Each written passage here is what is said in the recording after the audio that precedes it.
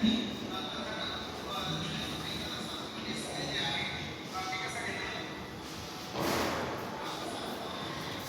मुलांनो, आपल्याला लहानपणीपासून स्वच्छतेचे महत्त्व आपल्या आईने, वडिलांनी किंवा घरच्यांनी, अजून शिक्षकांनी, मित्रमैत्रिणींनी म्हणजे सगळेच आपल्याला सांगतात.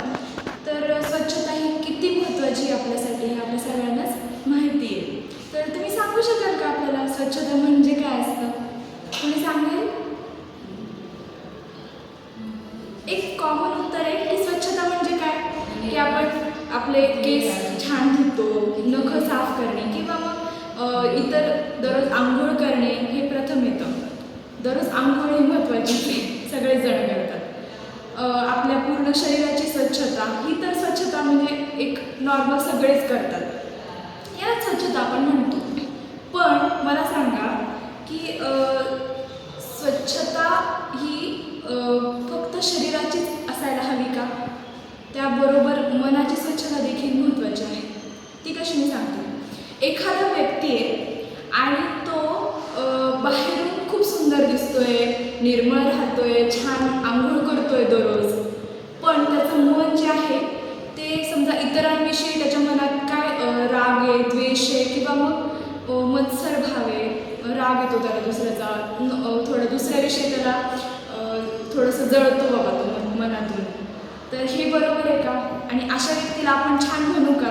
म्हणजे तो बाहेरून छान दिसतोय, ओव्हरऑल सुंदर राहतोय, निर्मळ राहतोय, मस्त स्वच्छ असतो तो, आपल्या स्वतःला बाहेरून खूप छान मेंटेन करतोय, पण आतून त्याचं मन जे आहे ते दूषित आहे.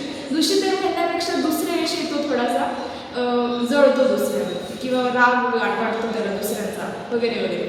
तर मग असे भाव आपण जर दुसऱ्याविषयी मनात ठेवले तर त्यांनी काय होतं, आपलं मन हे काय होतं, थोडंसं दूषित होतं. मग आता मला सांगा की शरीराबरोबर मनाची स्वच्छता करणं बरोबर आहे ना, पाहिजेच आहे ना. मग त्यासाठी मनाची स्वच्छता ही जी आहे म्हणजे काय पाहिजे, नेमकं काय? कोणाला सांगता येईल का की मन स्वच्छ पाहिजे म्हणजे मग काय पाहिजे? बरोबर. आत्ता आपण जे काय म्हटलो की दुसऱ्याविषयी राग, द्वेष, मत्सर हे भावना आपल्या मनात नसाव्या. म्हणजेच काय पाहिजे, आपलं मन दुसऱ्याविषयी निर्मळ पाहिजे. म्हणजे आपला शेजारचा असो, आपल्या मित्र असो, मैत्रीण असो, कोणी असो, किंवा आपल्यापेक्षा पुढचा एक पाऊल पुढे असणारा, म्हणजे टॉपर. आपण वर्गात काही जण म्हणतो की एखादा टॉपर आहे, मग त्याच्याविषयी दुसरा जळतो वगैरे, असं असे चालू असतात होते.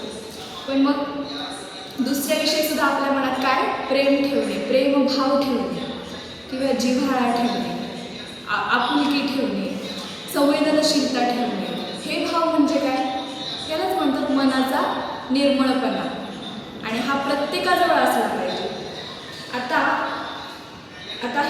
हा जो संदेश आहे की शरीर बाहेरून स्वच्छ तर असलंच पाहिजे, पण स्वच्छ शरीराबरोबर किंवा स्वच्छतेबरोबरच आपलं मन देखील काय पाहिजे, निर्मळ पाहिजे. किंवा एक मनाचं नीटनेटकेपणा हा त्यानेच दिसतो, आपल्या स्वभावातून दिसतो, आपल्या वागण्यातून दिसतो. आता हा जो काही संदेश आहे हा आपल्याला आज जो शिकायचा पाठ आहे त्याच्यातून मिळणार आहे. तर आजचा पाठ काय आहे, हा गद्य पाठ आहे. गद्य.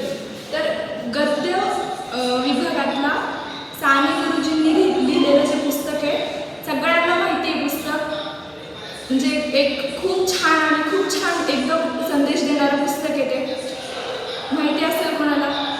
मी नाव सांगते. साने गुरुजींचं पांडुरंग सदाशिव साने असं त्यांचं पूर्ण नाव आहे. तर त्या पुस्तकाचं नाव आहे श्यामची आई.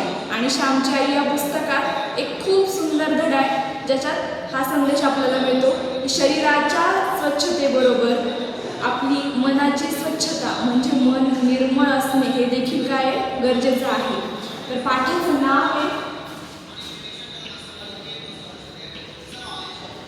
मनसहा स्वच्छता.